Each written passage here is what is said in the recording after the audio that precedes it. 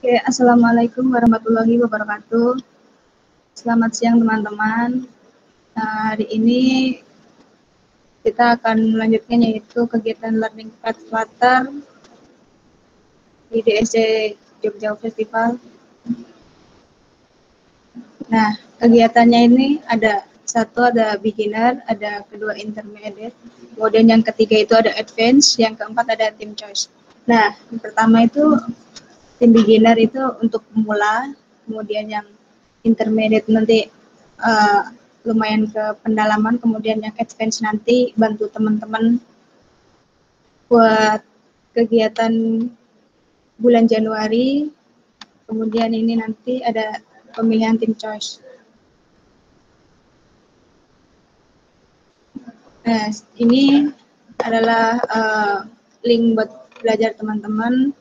Nah, nanti akan lebih jelasnya dijelaskan oleh Kak Fahrul Ahmad Fauzi. Dipersilakan.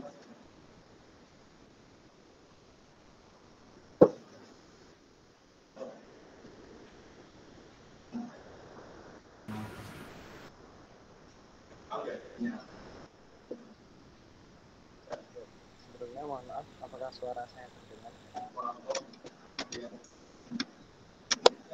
Cek.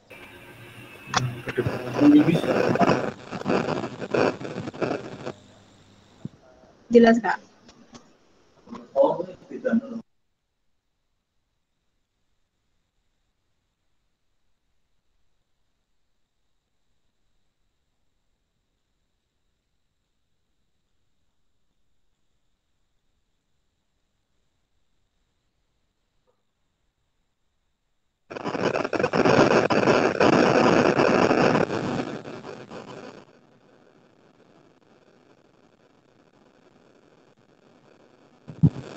Cek cek.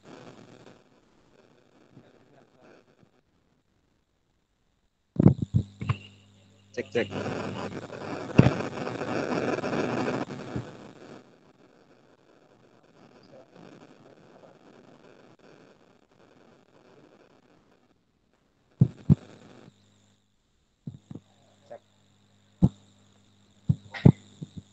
Cek cek. Aman. Aman. Oke, terima kasih atas waktunya dari Mbak Siti Fatimah ya. Sebelumnya mungkin mau perkenalan dulu ya. Kita bilang tak kenal maka kata saya gitu. Nah, sebelumnya perkenalkan nama saya Fahrul Ahmad Fauzi. Saya merupakan mahasiswa dari UNJ. Saat ini saya sedang kuliah di Prodi Pendidikan Teknik Informatika. Oke, pada kesempatan kali ini saya akan sharing tentang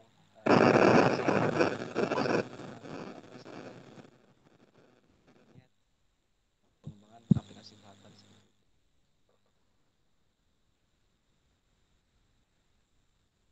Nah, sebelumnya kita mau kenal dulu nih apa itu DAT. DAT itu adalah merupakan salah satu bahasa pemrograman ya, yang open source yang dikembangkan oleh Google, dan bahasa DAT ini ditujukan untuk membuat aplikasi multiplatform seperti mobile, desktop, dan bahkan web.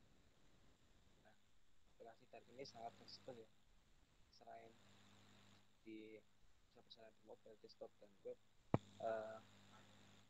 Itu perkembangan juga ke Flutter nantinya. Lalu cek cek. Mohon maaf ya sebentar, saya ganti headset dulu.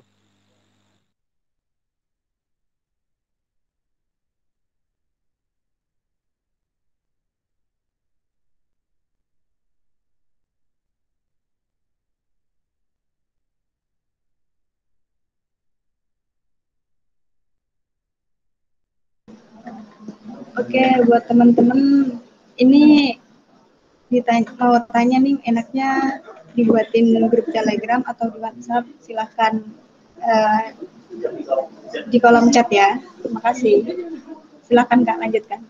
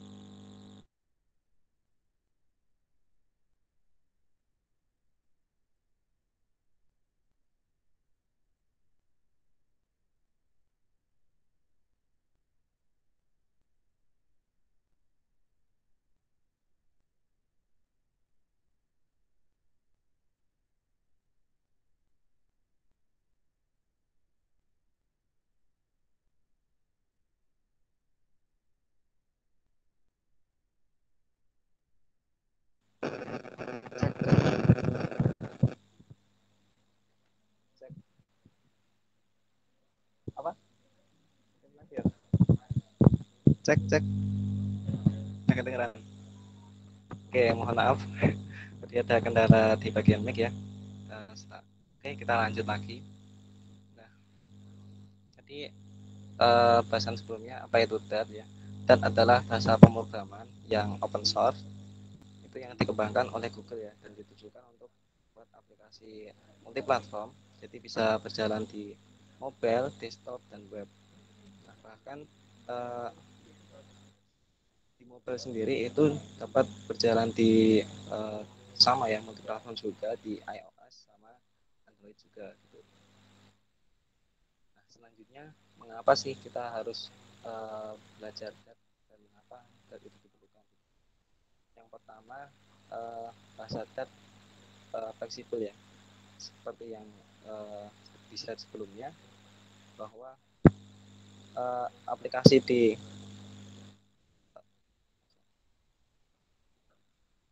uh, yang pertama itu ada fleksibel ya.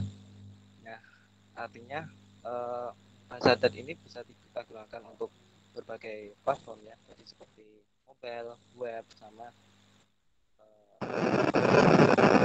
server juga nantinya. Nah, kemudian yang kedua ada open source. Nah, dat ini dikembangkan oleh Google itu dalam bentuk open source. Jadi kita juga bisa dapat membantu dalam pengembangan kedepannya. Misal dari datnya Google nanti ada bug mungkin dari teman-teman nanti bisa ikut berkontribusi untuk menggunakan bahasa dat. Selanjutnya ada memiliki dukungan tools yang lengkap, artinya bahwa bahasa dat ini support di berbagai macam text editor, baik itu Figma, VS Code, terus ada IntelliJ IDEA, terus ada English Studio dan lain sebagainya. Lalu bahasa dat ini mudah dipelajari dan bagus sebagai first language.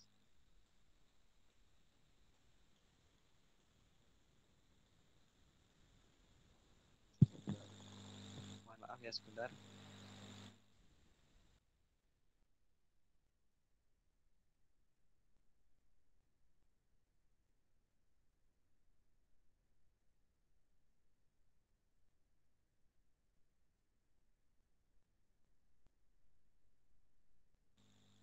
Cek cek. Oke, mohon maaf ya. Oke, kita lanjut lagi. Nah, seperti di slide sebelumnya ya, bahasa dat ini bisa berjalan di berbagai macam platform ya. Yang pertama ada di mobile, yaitu dikembangkan di Flutter, yaitu bisa berjalan di iOS sama Android. Kemudian yang kedua ada web. Kemudian yang ketiga bisa juga berjalan di sisi server sebagai server set untuk command line. Nah, uh, ini ada beberapa contoh aplikasi yang dikembangkan dengan bahasa Dart ya. Nah, yang bagian kiri ini merupakan salah satu aplikasi yang berbentuk desktop yang berjalan di Windows ya.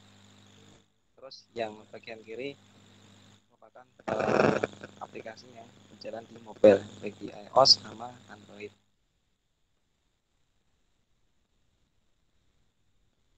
Selanjutnya kita mau tentang ngomongin tentang karakteristik dari bahasa Dart itu sendiri. Yang pertama itu ada static type. Nah, static type ini artinya bahwa dalam kita mendeklarasikan suatu variabel itu kita harus apa ya, dalam menggunakan suatu variabel kita harus mendeklarasikannya. Ini sih Kak, izin interupsi. Presentasinya lagi dimatiin ya Kak.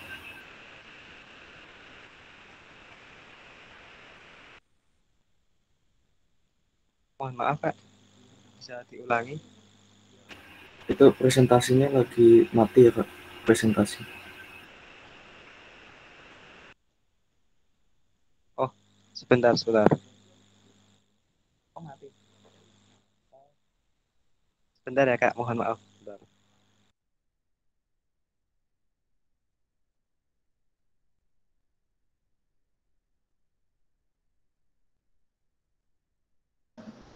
sambil nunggu narasumber kita, mungkin teman-teman bisa respon yang mau dibikinin grup WhatsApp atau Telegram, bisa langsung vote, nanti segera saya share linknya kalau udah semuanya.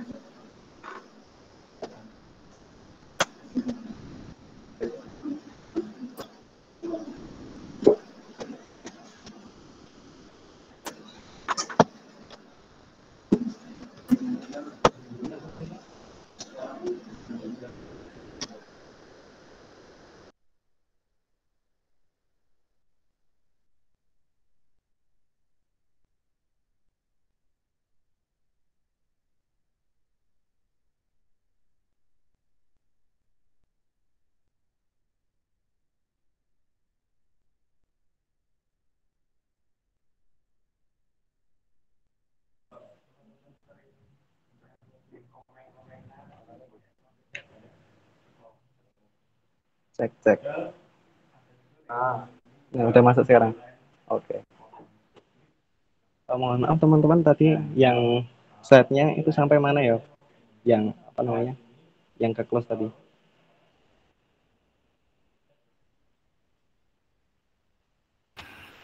Sampai sini Kak kayaknya. Oh iya. Baik, terima kasih ya Kak. Oke, mungkin kita lanjutkan ya. Jadi bahasa adat seperti di slide sebelumnya tadi itu bisa berjalan di berbagai platform ya. Yang pertama ada mobile, ada web, ada server. Kemudian untuk di mobilenya itu nanti dikembangkan Flutter ya. Jadi Flutter ini bisa berjalan di mobile baik iOS maupun di Android. Kemudian ada web, lalu uh, juga berjalan di Salesforce juga. Nah selanjutnya, nah ini ada beberapa contoh dari aplikasi yang dibuat menggunakan bahasa adat. Yang bagian kiri ini merupakan salah satu contoh uh, aplikasi Flutter ya yang berjalan di Windows. Kemudian yang sebelah kanan ini merupakan suatu aplikasi yang berjalan di mobile seperti itu. Selanjutnya kita masuk ke karakteristik bahasa adat. Yang pertama itu ada static type, yang artinya bahwa kita dalam menggunakan variabel kita perlu mendeklarasikannya terlebih dahulu di awal ya. Misal var name, jadi kita membuat variabel name dengan isian apa seperti itu. Nah, selanjutnya di dalam bahasa adat kita juga bisa mendeklarasikan suatu variabel tersebut tanpa mendeklarasikan secara eksplisit ya. Maksudnya misal variabel Fahrul di sini kita tidak perlu ngeset misal var berbentuk string, kemudian variabelnya isinya itu. Karena bahasa adat itu support type inference, jadi tidak perlu mendeklarasikan secara eksplisit tipe data yang akan dipakai seperti itu. Selanjutnya bahasa adat juga support string interpolation, yang artinya bahwa kita bisa menggunakan suatu apa ya, kayak menggunakan contohnya lihat di sini penggunaan tanda dolar kemudian diikuti dengan namanya. Nah mungkin kalau teman-teman di bahasa Java atau bahasa yang lain mungkin ketika ada suatu dua buah string ketika mau digabungin mungkin teman-teman lebih terbiasa menggunakan tanda plus gitu ya. Nah, di bahasa adat sendiri itu kita tidak perlu menggunakan tanda plus itu. Jadi kita bisa langsung mengekspresikannya dengan tanda persen name. Jadi misal di sini hello my name, di sini ada variabel name-nya, maka hello my name Fahrul, I'm from Yogyakarta seperti itu. Selanjutnya bahasa adat sendiri support multi paradigma ya. baik OOP maupun functional programming. Nah, lalu di sini ada Tapad.dev. Nah, Tapad.dev itu apa? Tapad.dev itu merupakan suatu platform yang dikembangkan oleh Sidat yang digunakan untuk menjalankan codingan atau bahasa tet secara online ya. Jadi teman-teman misal pengen belajar di lewat browser gitu, lewatnya Tapad.dev.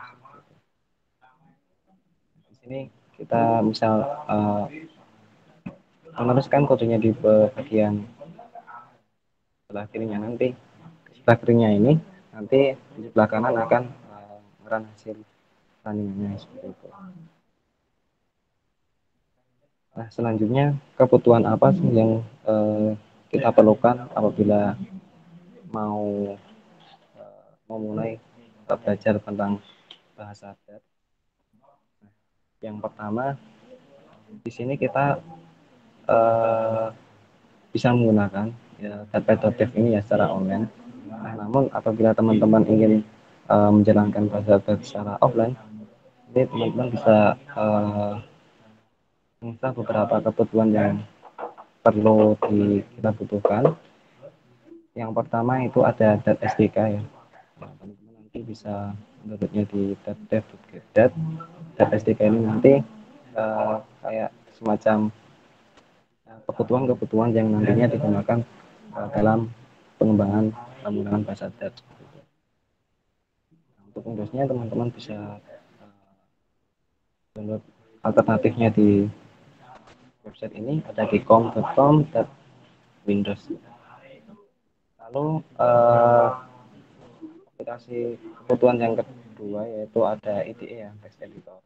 Ini kita teman-teman bisa menggunakan baik VS Code, NTLS ADIA maupun Studio dan sebagainya. Selanjutnya di sini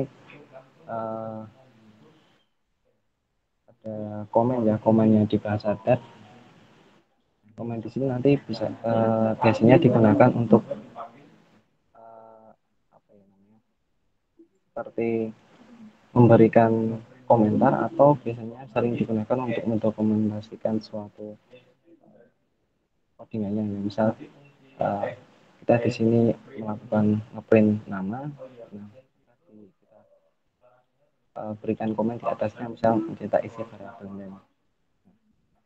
Di dalam bahasa tet, komen ini terbagi menjadi dua, ada single line comment sama multi line comment.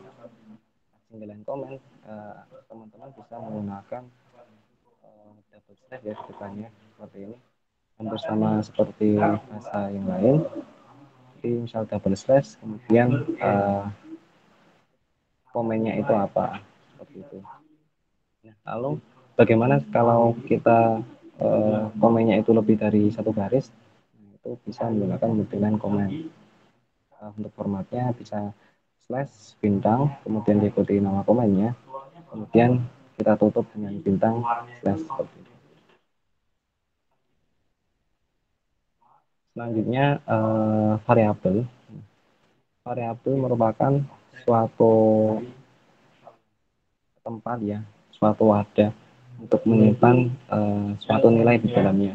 Nah, di dalam komputer variabel ini disimpan dalam memori komputer. Pada pendefinisian sebuah variabel itu diikuti dengan keyword var. Misal di sini saya membuat variabel non virus, jadi var nama variabelnya apa, misalnya virus sama dengan COVID-19. Kemudian var confirm nilainya berapa, kemudian var recover sama dengan 31.000 seperti itu. Nah, selanjutnya yang kedua itu ada konstan dan final. Konstan dan final ini merupakan suatu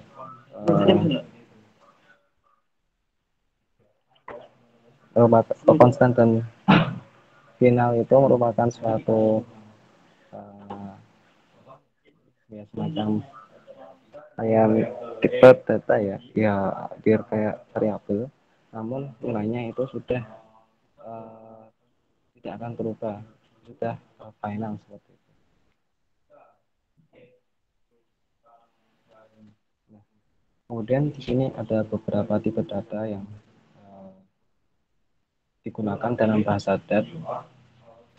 Untuk tipe numbernya sendiri itu ada integer sama double, kemudian untuk string sama ya, string, kemudian untuk tipe data boolean, dan untuk koreksinya itu ada list, ada set sama map. Untuk uh, contohnya di sini misal sama seperti yang tadi ya, bahwa bytecode itu merupakan karakteristiknya yaitu ada type inference tadi. Jadi kita tidak perlu mendeklarasikan secara eksplisit tipe data yang dipakai. Misal ini kita mendeklarasikan variabel x ya di sini, lalu kita isikan dengan suatu nilai yang bernilai dengan angka, lalu kita timpa lagi nilainya itu dengan string, maka hasil terakhirnya itu berbentuk string ya, karena ketika variabelnya itu tidak diberikan nilainya di awal, maka variabelnya tersebut berbentuk dynamic. Nah, kecuali kalau kita deklarasikan pas awalnya itu kita langsung berikan nilai misal 7 di sini. Nah, ketika kita ganti nilainya tadi dengan tipe data yang berbeda, misalkan string, maka akan terjadi kesalahan seperti itu. Nah, yang pertama itu ada tipe data number. Di sini ada integer, bilangan bulat untuk bilangan bulat, kemudian double untuk bilangan desimal. Misal di sini kita direlasikan dengan integer itu kita deklarasikan dengan keyword int, kemudian diikuti dengan nama variabelnya. Misal confirm, kita isikan dengan nilainya. Begitu juga setelahnya double ya. Kita deklarasikan variabelnya terlebih dahulu dengan keyword double, kemudian diikuti nama variabelnya, lalu misal kita mau langsung memberikan nilai ke dalamnya, kita bisa mengassign nilainya. Lalu tipe data yang kedua yaitu ada string. String pada DAT ini dapat didefinisikan menggunakan tanda petik 1 maupun petik 2 ya teman-teman.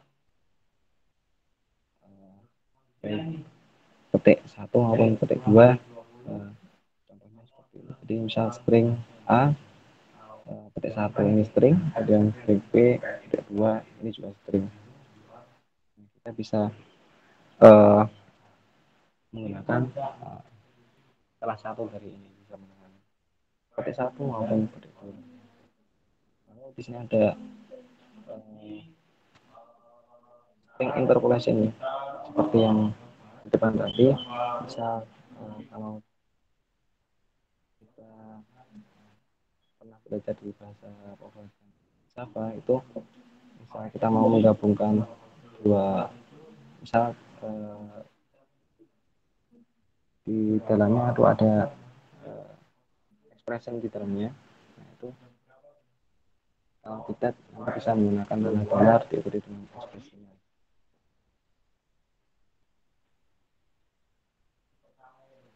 Selanjutnya ada tipe data boolean. Tipe data boolean pada DAT itu dideklarasikan dengan kata kunci boolean. Jadi variabel boolean itu hanya bisa menyimpan dua nilai, yaitu true sama false.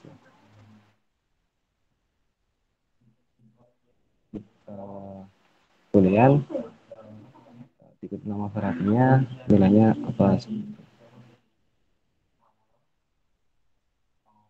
Nah, lalu untuk operator-operatornya di dalam bahasa DAT, terutama di aritmatika, yaitu ada plus ya untuk penjumlahan, kemudian kurang untuk pengulangan, ini untuk perkalian, pembagian, terus kemudian ada modulo. Lalu untuk operator perbandingannya untuk sama dengan itu kita bisa menggunakan operator sama dengan 2 kali. Kemudian kita sama dengan ada tanda seru, kemudian diberi tanda sama dengan, kemudian ada lebih dari, kurang dari, lebih dari sama dengan, kurang dari sama dengan. Selanjutnya untuk operator logika sama ya, ada 3 di sini. Untuk OR itu teman-teman bisa menggunakan operator tanda tegak lurus 2 kali ya. Kemudian untuk N untuk operatornya ada N 2 kali. Kemudian untuk not operatornya tanda seru.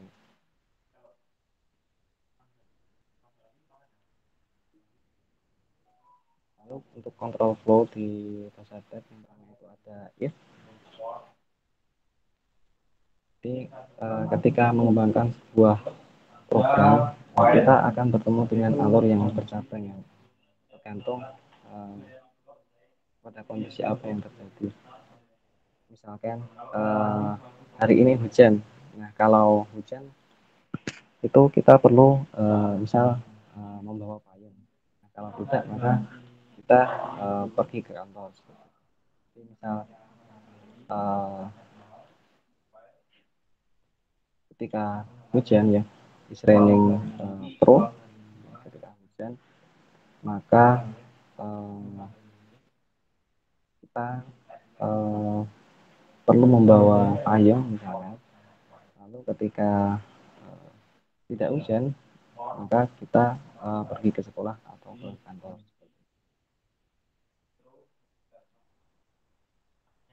Selanjutnya untuk control flow yang kedua itu ada switch case. Untuk pendeklarasiannya switch case menggunakan seperti kita deklarasikan dengan keyword switch, kemudian diikuti kondisinya, misalkan di sini nilai yang akan dimasukkan itu misalkan menu gitu ya, terus diikuti dalamnya ada case, misal case-nya bernilai 1, maka di bawahnya akan melakukan apa seperti itu. Dan ketika case-nya 2 akan melakukan suatu program yang lain. Lalu ketika default, ketika selain yang kita masukkan case di dalamnya ini akan melakukan suatu perintah yang lainnya.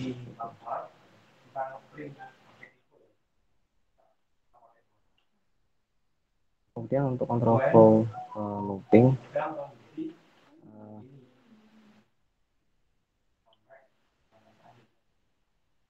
ini mungkin kalau kita mau mencetak ini ya, mencetak angka 1 sampai 10 gitu ya. Mungkin secara manual akan terlihat lebih panjang ya. Kita harus ngeprint 1, print 2, print 3 seperti itu. Nah, kalau misal hanya 10 mungkin masih cukup sedikit ya. Nah, lalu bagaimana sih kalau misal 100 gitu ya. Nah, itu mungkin kita capek nulisnya sampai 100 baris misalnya. Nah, itu bisa kita atasi dengan looping. Nah, di sini untuk looping di bahasa tab itu ada 3 jenis. Yang pertama ada menggunakan for. Penggunaan for ini itu untuk penggunaannya kita perlu mendeklarasikan variabel yang akan kita gunakan terlebih dahulu untuk perulangannya ya. Misal di sini saya melakukan perulangan yang dimulai dari 1 sampai 100. Maka di sini kita perlu mendeklarasikan misal variabelnya namanya i, kita berikan nilai awalnya itu 1, kemudian diikuti kondisinya yang akan terpenuhi itu apa misalnya ini ketika i kurang atau sama dengan 100, maka nilai i-nya ini akan ditambah. Jadi misalkan perulangan yang pertama kan misal 1, jadi akan melakukan ngeprint 1. Nah, 1 itu kondisinya masih terpenuhi ya, karena 1 itu kurang atau sama dengan 100, maka nilai 1 tadi ditambah 1, jadi 2. Terus 2, karena masih terpenuhi kondisinya di dalam sini, kita tambah lagi jadi 2. Kemudian 3, begitu juga seterusnya sampai 100. Selain itu, looping di dalam bahasa adat menggunakan while. Jadi banyak perintah di dalam dunia ini akan terpenuhi, akan dilakukan jika kondisi ini terpenuhi. Misal di sini kita mendeklarasikan awalnya misalkan 1, ya, karena nilai 1 itu masih kurang dari 100, maka akan melakukan ngeprint ini yang ngeprint nilai i-nya. Lalu nilai i-nya itu tambah seperti itu. Lalu yang kedua ada dual. Untuk dual di sini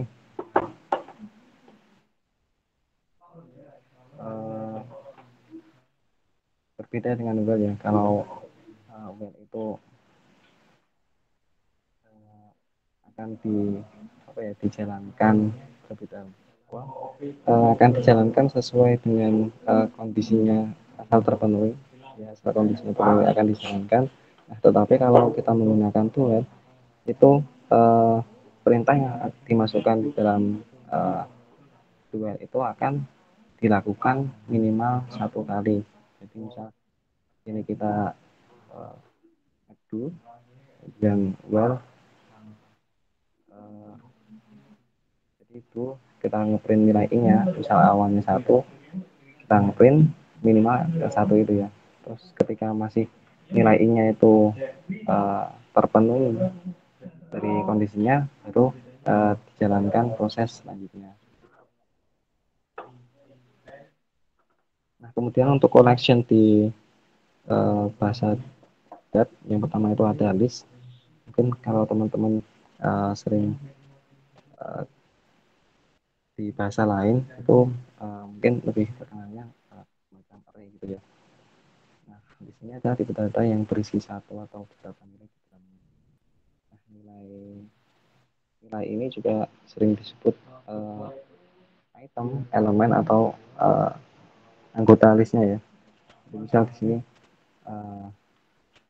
kita mendeklarasikan suatu list dengan keyword list, kemudian diikuti nilai tipe data yang akan digunakan, lalu diikuti dengan nama variabelnya. Nah, misal di sini anggota-anggotanya itu ada 1, ada 2, ada 3, ada 4, ada 5. Atau ketika kita tidak mendeklarasikannya secara eksplisit seperti yang di atas tadi, maka nilainya dalam ini nilainya dalam listnya itu juga bisa langsung diberikan itu tanpa mendeklarasikan secara eksplisit listnya seperti itu. Jadi langsung otomatis kedeteksi sebagai collection list. Selanjutnya ada set, yaitu merupakan salah satu collection yang hanya di hampir sama semacam kayak list, namun nilainya itu berbentuk unik ya, karena di dalamnya itu tidak boleh terdapat data yang sama. Mungkin kalau teman-teman sering lihat kalau set itu tidak sama kayak di himpunan di matematika ya. Di dalam suatu set itu tidak itu tadi yang tidak ada data yang sama di dalamnya. Nah, kemudian untuk collection yang terakhir itu ada map. Map yakni sebuah collection yang dapat menyimpan data dengan format key value. Misal di sini kita memiliki variabel kapital untuk key-nya Jakarta, maka value-nya Indonesia. Kemudian untuk London value-nya misal England. Nah, untuk mengakses key-nya bisa menggunakan jadi kita misal di sini tarik capital ya, kita panggil di bagian sini, kemudian kita ikuti dengan dot key, maka akan mencetak nilai key dari suatu mapnya tadi. Ketika capital dot value ini akan mencetak nilai value yang ada di dalam mapnya ya. Mungkin kita langsung masuk ke code labs-nya aja teman-teman. Teman-teman bisa kunjungi di linknya di atas ini ya. Jadi langsung kita coba belajar bareng praktek bagaimana penggunaan bahasa nya. Kita nanti menggunakan Datpad ya, secara online. Oke, monggo teman-teman, ini bisa kita buka dirinya.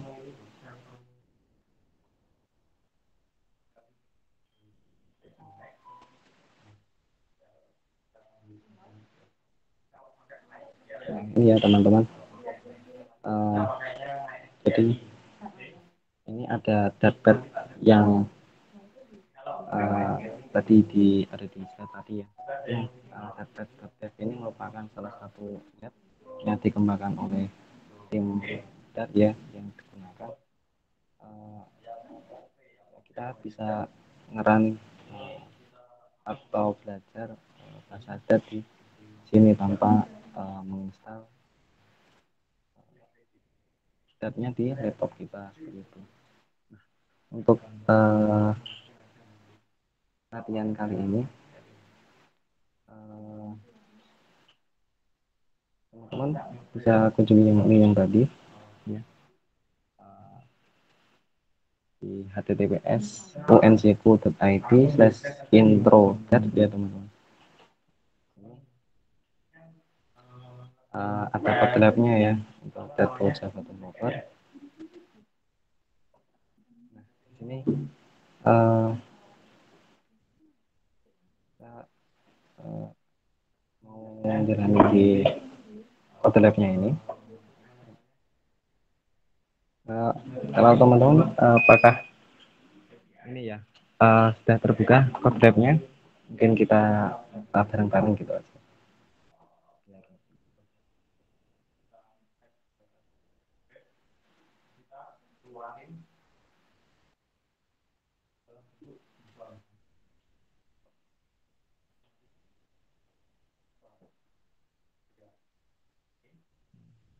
Atau mungkin ya kita coba dulu ya. Jadi, yang pertama ini ada introduction ya, sama kayak tadi ya, yang hampir di merupakan salah satu bahasa yang digunakan untuk Flutter ya. Lalu dalam code lab ini kita nanti akan belajar bagaimana untuk membuat konstruktor kita, kemudian perbedaannya penggunaan parameter-parameternya, lalu bagaimana kita membuat belajar bahasa Dat di awal-awalnya gitu. Mungkin kita lanjut ya ke bagian keduanya, teman-teman.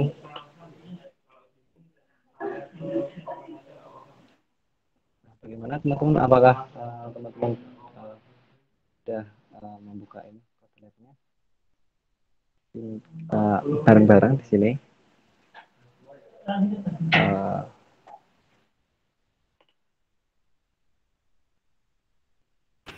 Saya sudah. Oke, saya Mas. Oke, teman-teman, setelah kita buka di Kotlabnya, yang pertama kita di sini akan membuat kelas ya, kelas simple kelas dari Kotlabnya. Ini kita langsung buka bagian ya, langsung ke tabletnya.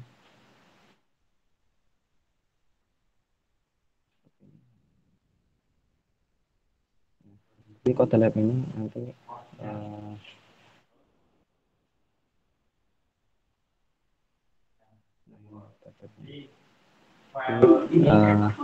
kan kita coba belajar bersadat menggunakan tabletnya. Setelah kita buka di tabletnya, nah, ini terdapat kode default dari tabletnya ya teman-teman. Ini ada void main. Nah, void main ini merupakan semacam main method atau program utama yang nantinya kita jalankan. Nah, misal di sini di dalamnya itu ada terdapat ruangan ya teman-teman. Misal di sini ruangan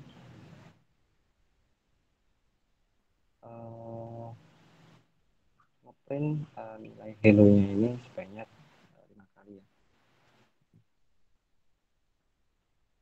Jika kita jalankan, maka hasilnya akan tertampil di bagian sebelah kanannya ini. Nah, misal kita modifikasi kodenya, misalkan kita rubah ya, misal menjadi 10 kali, maka setelah kita run, ya maka akan melakukan ini. Coba teman-teman kita hapus ya. Lalu kita lagi ke Kotlabnya. Nah, di sini kita akan membuat kelas bicycle. Kelas bicycle. Kelas bicycle ini kita taruh di atas ini ya, di atas mainnya.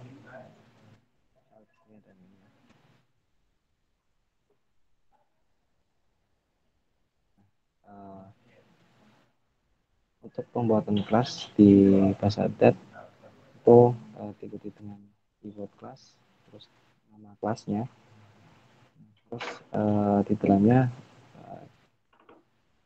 kita bisa menambahkan variabel yang nantinya kita gunakan. Misalkan di sini kelas bicycle itu di dalamnya memiliki variabel cadence, terus speed, ada gear. Kita coba copy ya teman-teman. Kita kopikan ke dalam tabletnya.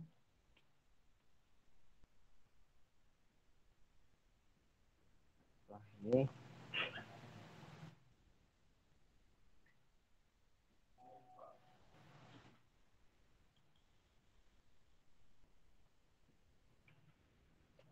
di sini tab main method is main ya. Jadi kode yang ada di dalam main itu merupakan kode yang akan dijalankan seperti itu. domain tadi berada di top level ya. Nah, terus untuk pendefinisian di apa namanya,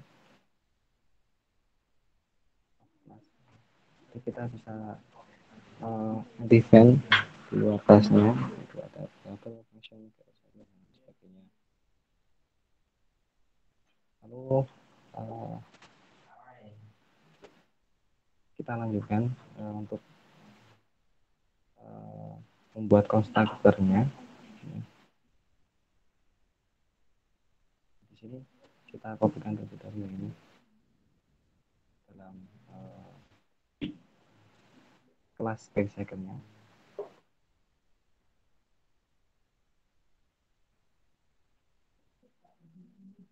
Nah, fungsinya konstruktor ini apa? Konstruktor ini digunakan ketika nanti kita membuat objek dari kelasnya tadi ya.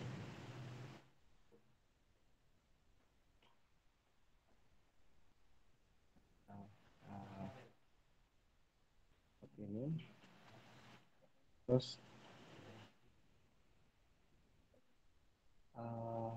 selanjutnya kita tambahkan dalamnya.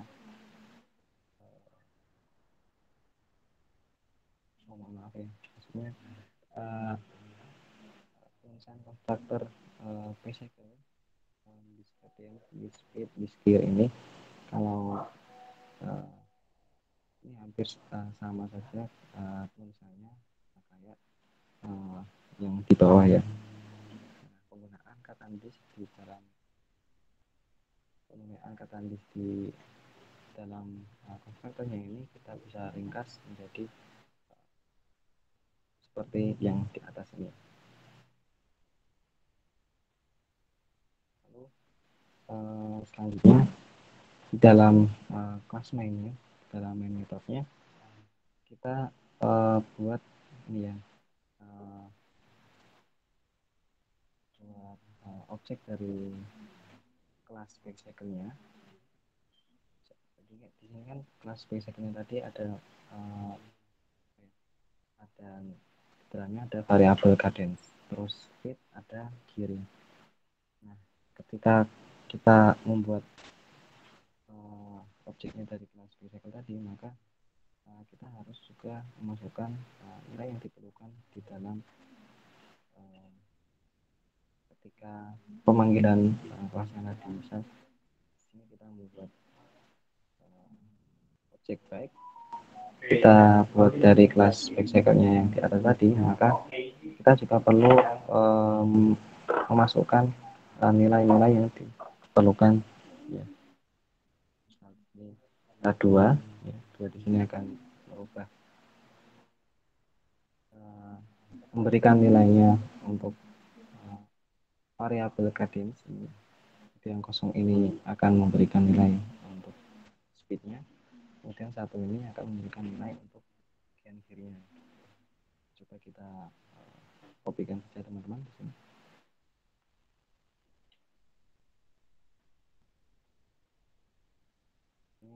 Kita kopikan ke dalam main metodenya.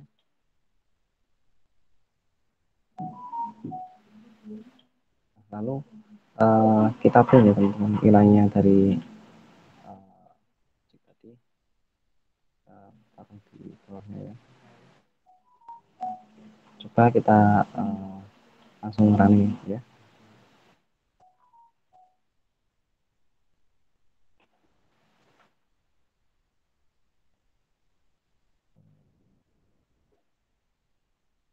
Maaf sedikit agak lama ya ini dapatnya.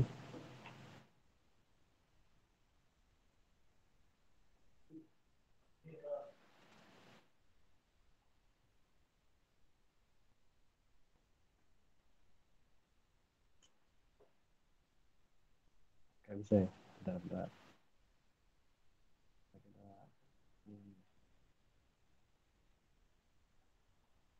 Kita coba ulangi, buka dapatnya lagi, coba kita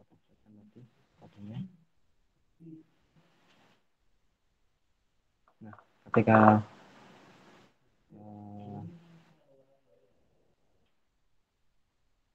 nilai baiknya ini kita print, maka akan menghasilkan outputnya instan dari bicycle yang artinya baik ini merupakan yang dibuat dari kelas bicycle. Nah, nilai default ini dalam programnya ini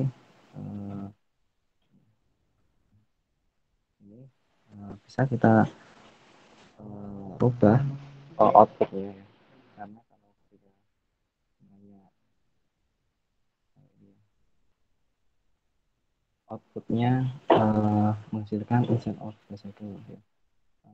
Tapi tidak ini informatif, maka di dalam bahasa Dart itu kita bisa memasukkan fungsi toString di dalamnya untuk menampilkan output yang di konsolnya itu yang lebih menarik. Misal di sini kita coba kopikan dari tabletnya, kita masukkan, kita tambahkan di dalam kelas bicycle-nya.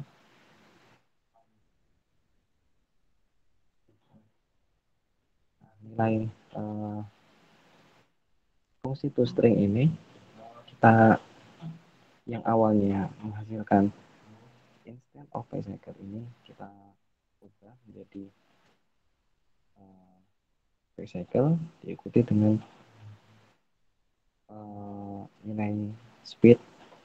Artinya nilai speed di sini yaitu nilai yang dimasukkan pas saat pembuatan objeknya tadi ya teman-teman.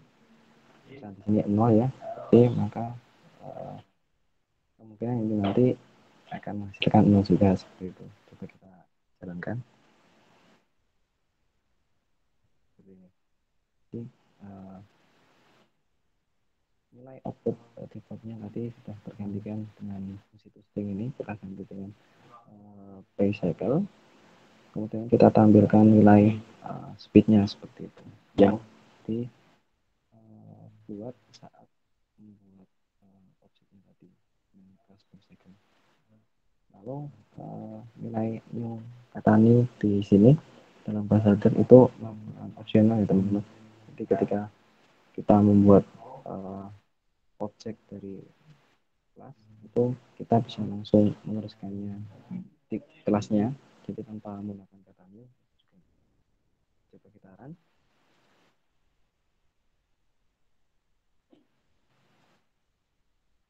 Nah, ini tidak ada error ya teman-teman. Jadi berarti ketika kita membuat objek dari kelasnya itu tanpa menggunakan keyword new ya, itu bahasa Dart masih bisa seperti ini. Hasilnya nanti seperti ini ya. Selanjutnya di dalam bahasa Java itu terkadang kita perlu membuat variabel yang berbentuk private ya. Nah, kalau dalam bahasa Dart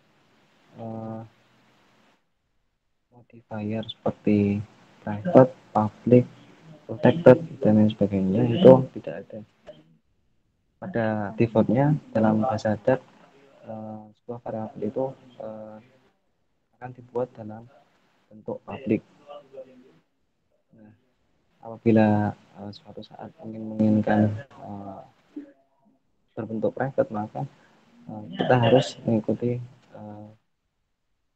ditambahkan underscore di depan variabelnya ya. Misal di sini kita ini kita ganti dulu speednya di sini, kita ganti dengan private.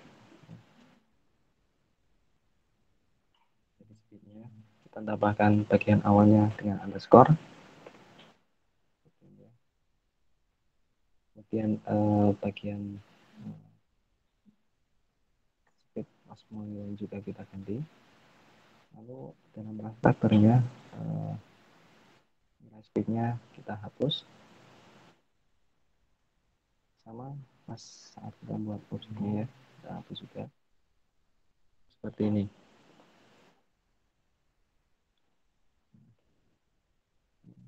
Sampai cycle kotaknya kita ganti juga ya, terus demandnya kita hapus di secondnya, speednya. Oke, terus kita ini memberikan nilai speed tadi, dikembalikan awalnya misal 0 ya, misal kita berikan nilai 0,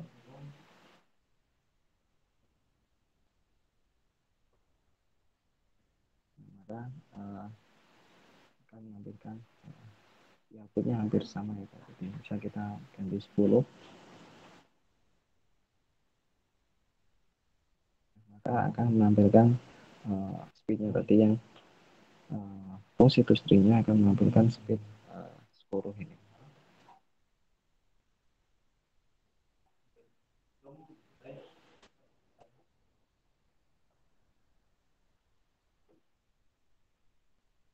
Selanjutnya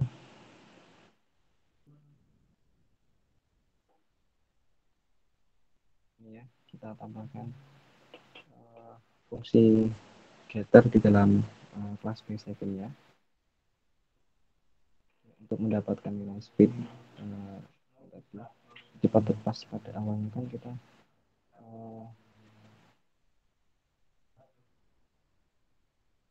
mencetak di bagian modulnya itu menggunakan tanda underscore speed.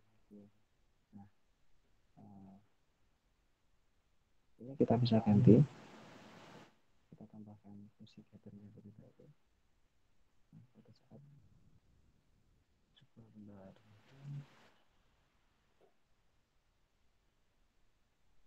ini kita tambahkan ya.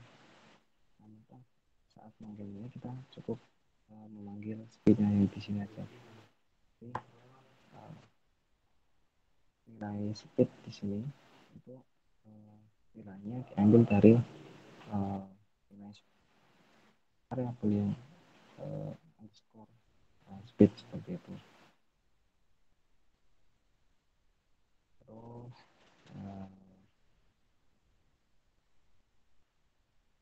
ini ya teman-teman, misal tanpa sadar itu misal kita tidak memberikan nilainya di awal, misal ini nolnya kita hapus ya, hapus, maka ini akan menghasilkan nilainya itu 0, jadi tidak ada isinya. Jadi terus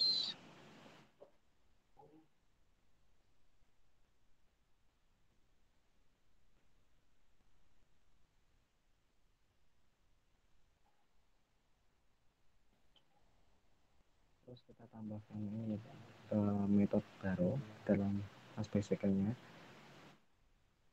Di sini kita membuat apply break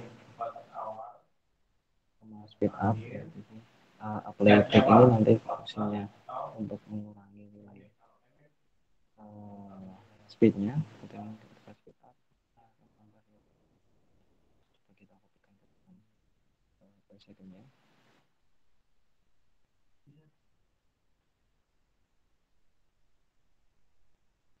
Seperti ini ya, kita jalankan.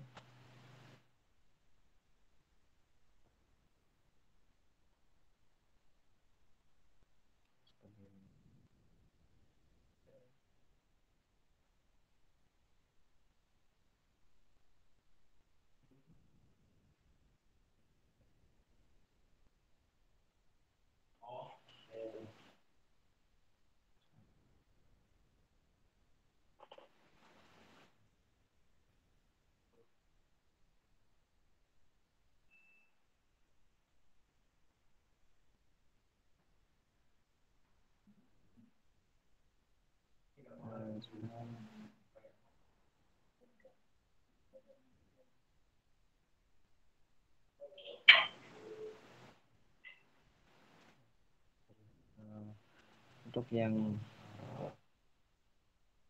kelas spek-spek seperti itu. Jadi kita coba lanjutkan di selanjutnya ya.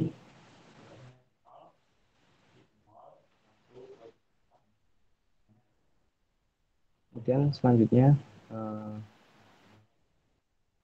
yang ketiga di sini ada optional parameter. Mungkin kalau di bahasa lain itu semacam kayak teknik overloading gitu ya teman-teman. Oke, coba langsung saja kita buka ini ya dari contoh yang dari kode labnya. Kita buka di gambar bagian ini.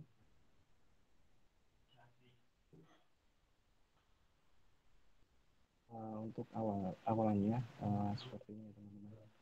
Jadi ada terdapat kelas rectangle, ini ada variabel ini width, height, sama terus di sini kita akan menambahkan konstruktor ya teman-teman. Nah, misal kita buka contohnya yang bagian atas ya, contoh yang menggunakan bahasa Java. Jadi teman-teman,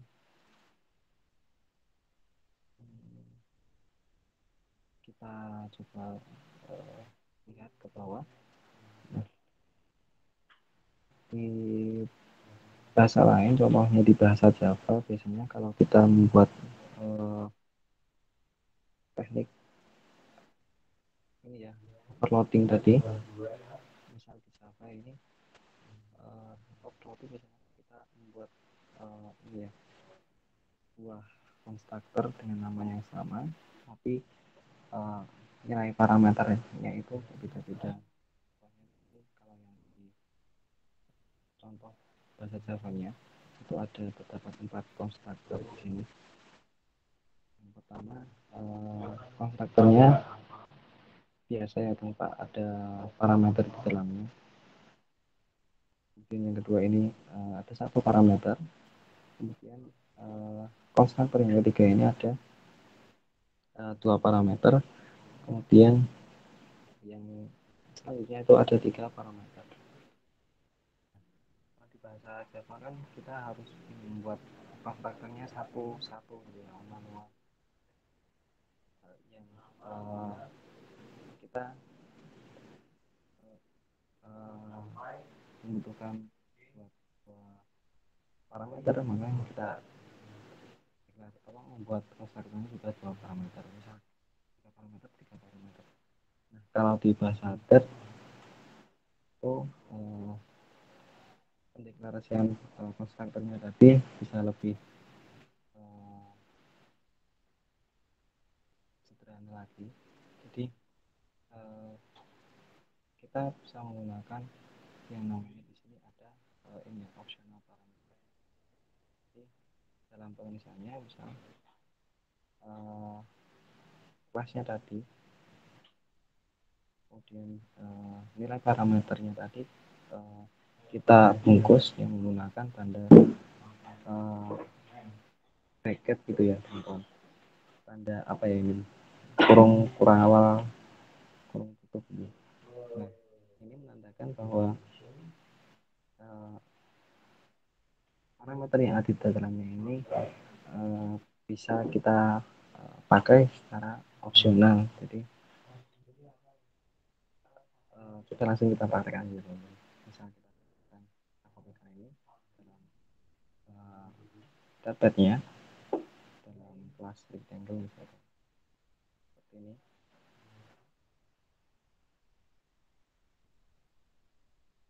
Lalu coba kita tambahkan fungsi toString-nya tadi untuk mengubah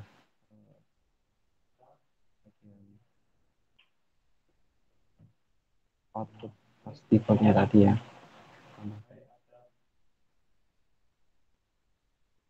Nah, lalu ketika pemanggilannya di dalam uh, main dalam main metodenya, kita bisa uh, menggunakan kontaktor tadi sesuai dengan keinginan yang mau kita masukkan.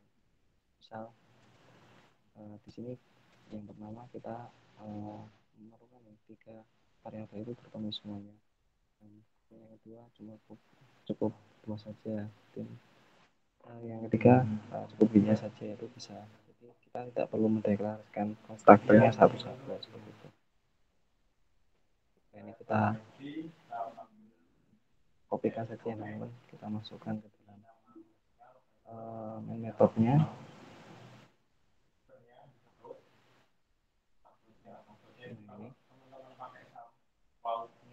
Ini. Jadi coba kita jalankan.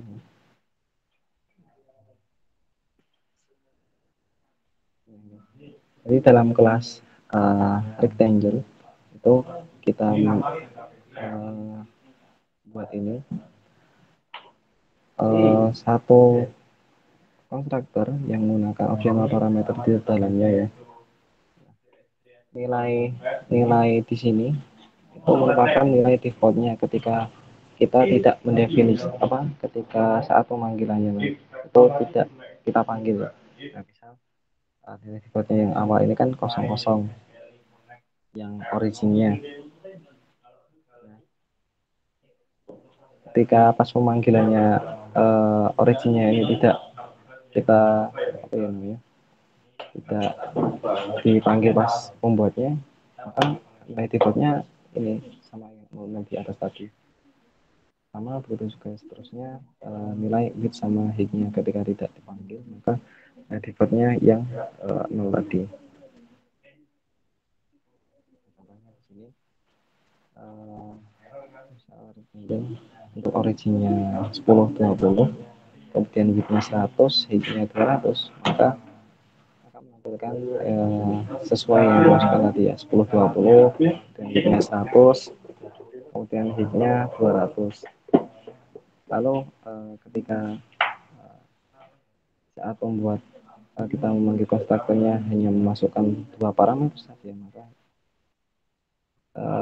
satu parameter di sini itu misal origin saja ya, maka yang akan terisi hanya yang originnya tadi, yang lainnya akan menampilkan nilai defaultnya seperti itu. Nah, seperti ini yang ini sesuai dengan pas pemanggilan konstruktornya tadi.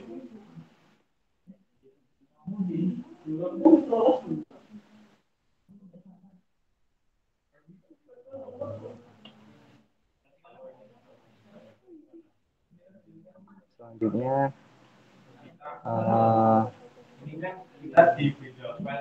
ini ya ada factory.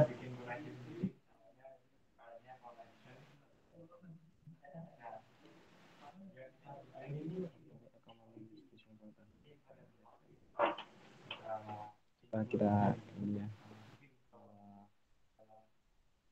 buka di dalam dashboardnya.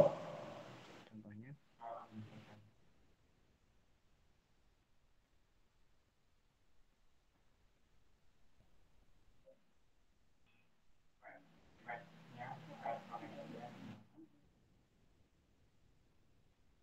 coba kita flashlight saja teman-teman.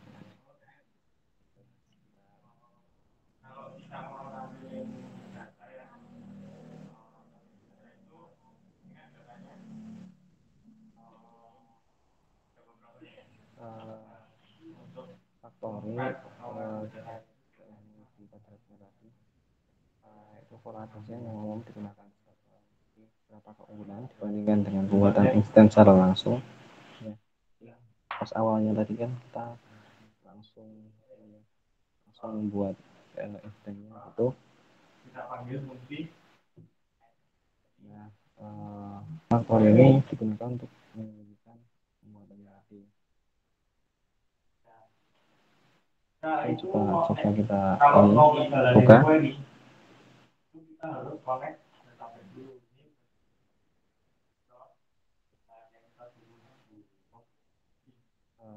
Coba kita jalankan ya teman-teman.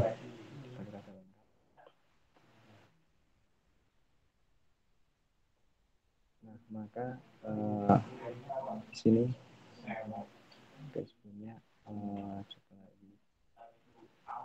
di sini ada abstrak kelas ya, abstrak kelas shape dengan area di dalamnya ada area. Kemudian kelas abstrak shape ini diturunkan ke dalam kelas circle. Jadi kelas circle ini kelas shape-nya. Selanjutnya kelas circle tadi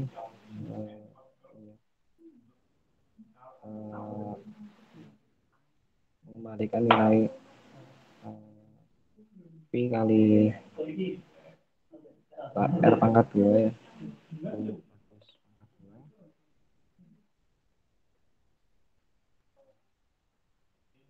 Ya, untuk kelas luarnya selain konsepnya untuk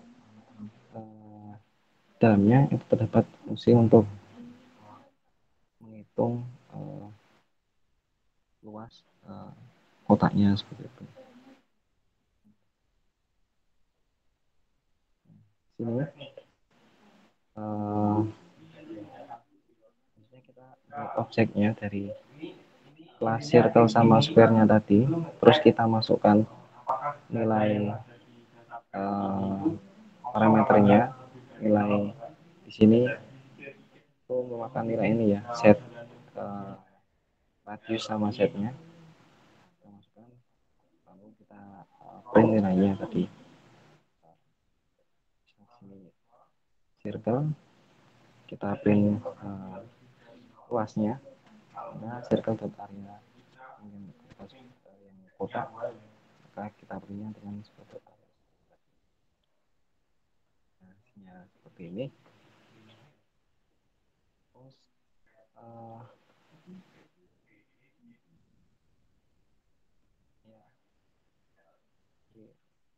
kita support abstrak kelas juga.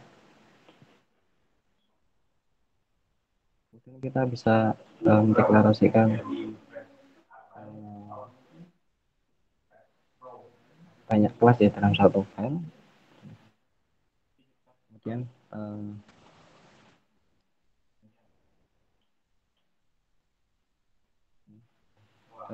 third mat ini yang di atas tadi kayak semacam dari salah satu dari tabnya seperti itu.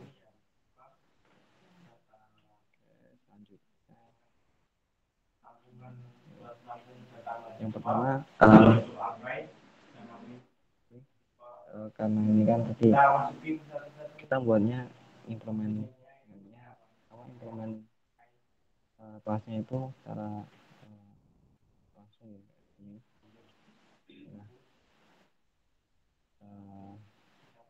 Merubahnya ini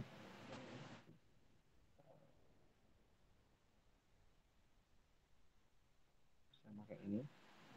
Yang pertama ada membuat topologi function ya. Jadi kita taruh kopikan ini ke dalam sini ya. Nah, kopikan. Kita buat refactory.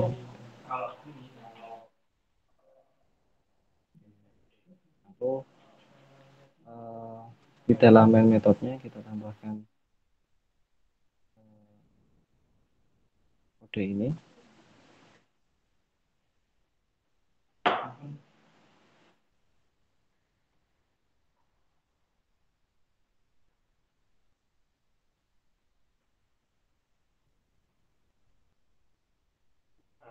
Selanjutnya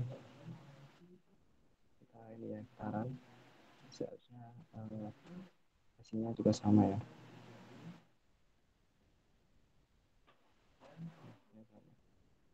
Bedanya kalau di sini dalam membuat objeknya tadi kita kan awalnya tadi langsung ke ininya ya teman-teman, ke kelasnya. circle, kemudian diikuti lainnya. Nah, di sini kita lewatkan dulu di dalam kelas shape factory ini. Terus ketika nilainya circle, maka akan mengembalikan dan membuat objek dari circle dengan parameter 2. Kemudian ketika nilainya square, maka variabel square-nya tadi ya.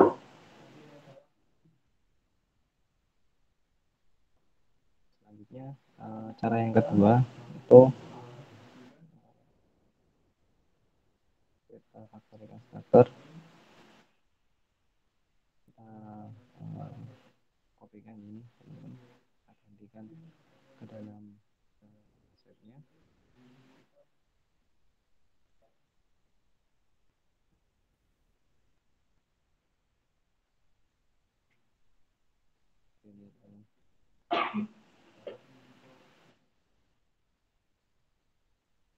Lalu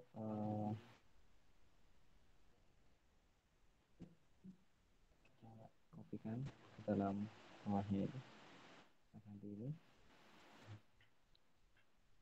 sebagai taran lagi.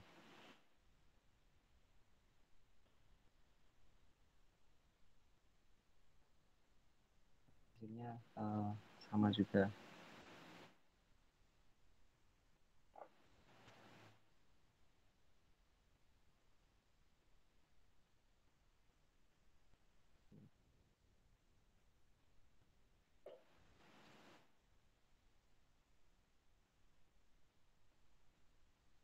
Terus coba kita lanjut ke bagian yang kelima.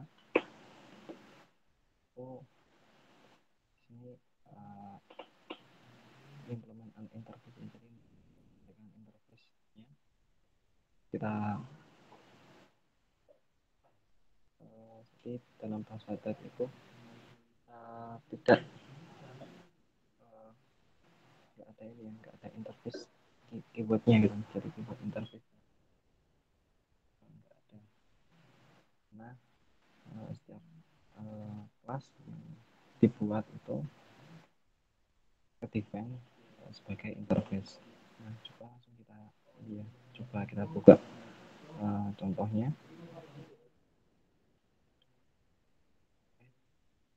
Kemudian kita tambahkan circle mode yang implement circle-nya. Kita buat circle mode kayak gitu. Di sini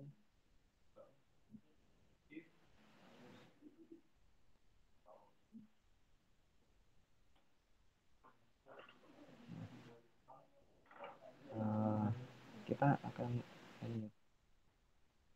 dapat error missing circle mode itu tidak mengimplementasi, tidak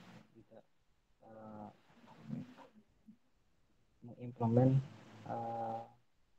dari kelas circle-nya, karena di sini kan kelas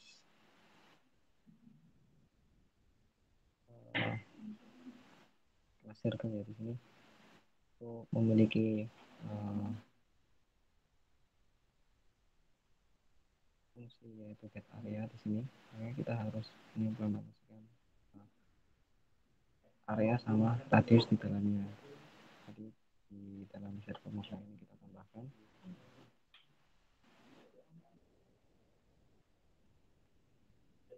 ini, kita tambahkan ya sesuai radius sama areanya.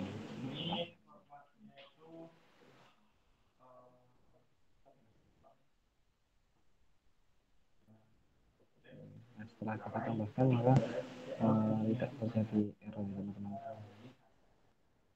Mengapa? Ya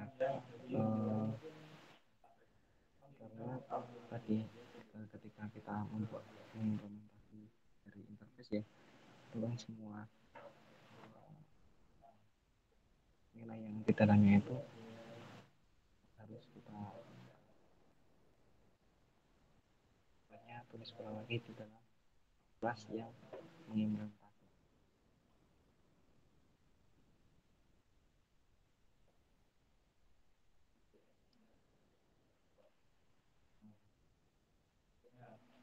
Selanjutnya yang keenam,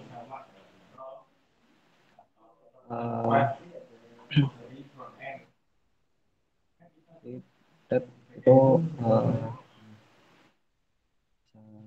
berjalan sebagai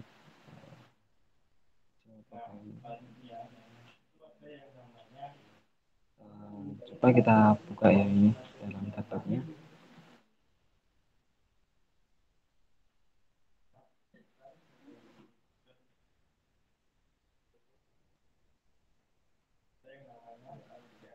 Outputnya akan seperti ini.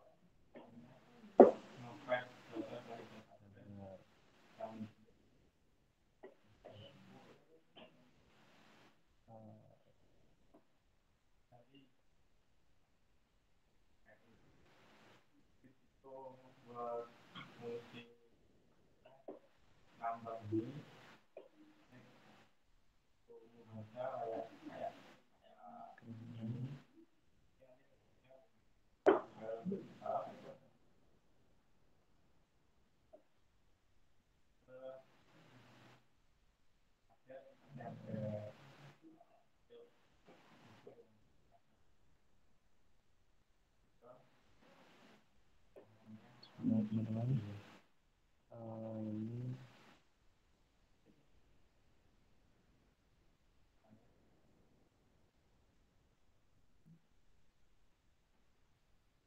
mohon maaf ya teman-teman untuk yang bagian ini masih kurang paham.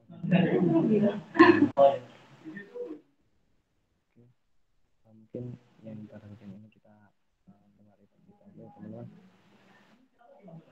Terus mungkin ini saya mau coba nunjukin gimana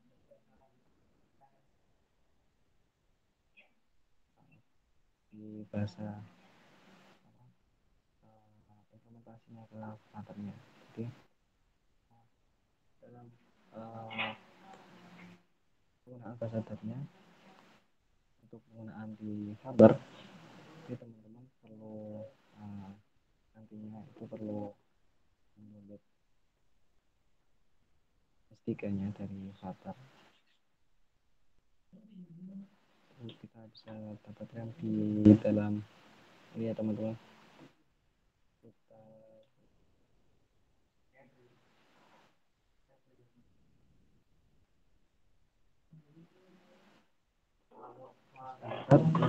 Nah, pada bagian ini teman-teman susah nantinya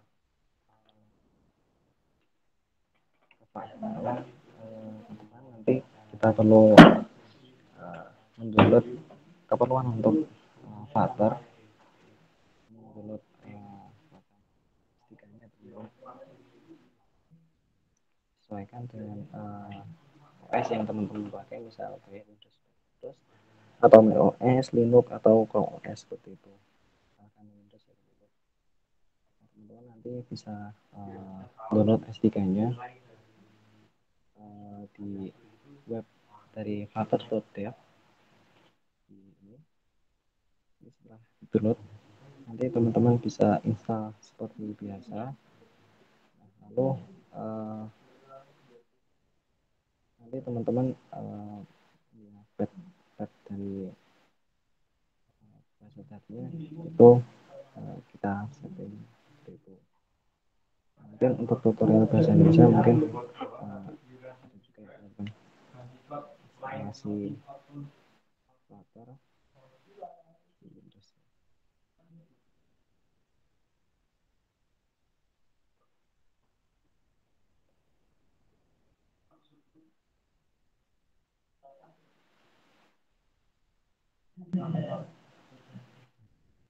Untuk tutorial bahasa Indonesia mungkin teman-teman bisa mengikuti di bagian tutorial yang ada di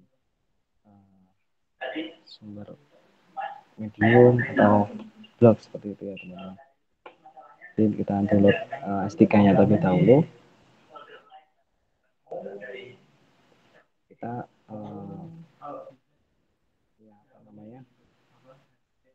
Pertama kita mungkin ke depan untuk menginstalnya lebih baiknya kita sambil tunduk Android Studio juga agar proses instalasi di Flutter-nya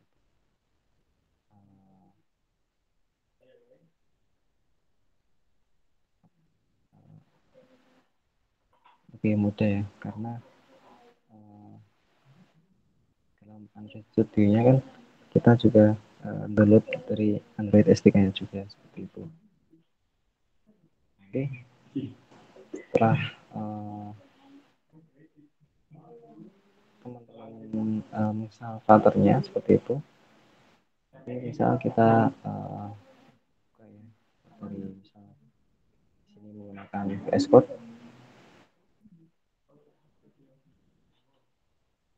nah, misal di sini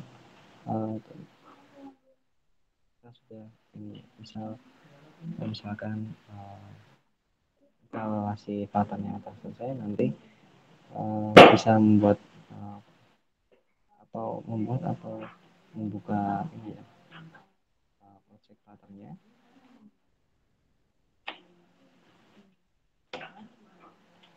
seperti ini.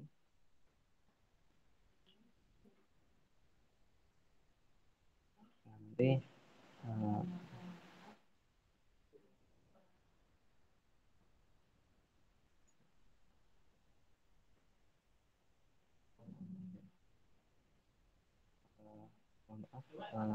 mungkin ini kayaknya muatannya saat ini kendala yang ininya mungkin untuk Flutter-nya nanti di pengenalan Flutter di minggu selanjutnya seperti itu. Nanti di sesi yang selanjutnya seperti itu. Mungkin cukup itu dari saya. Saya kembalikan ke Mbak Siti. Oke, terima kasih Kak Fahrul. Gimana teman-teman? Materinya cukup menarik bukan? Buat teman-teman mungkin ada yang mau ditanyakan, dipersilahkan.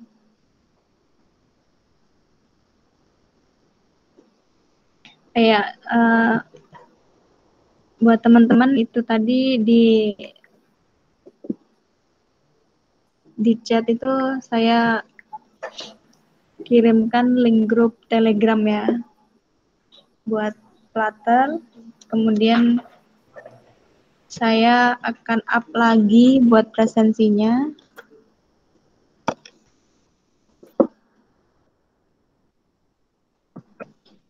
Ini link presensinya, jangan lupa presensi.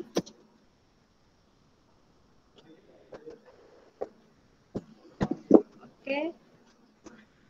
Kalau misal teman-teman udah nggak ada yang mau dipertanyakan, mungkin cukup ya Kak. Oke.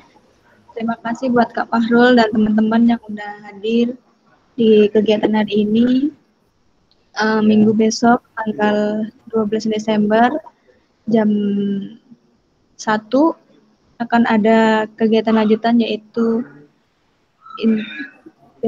intro basic Flutter.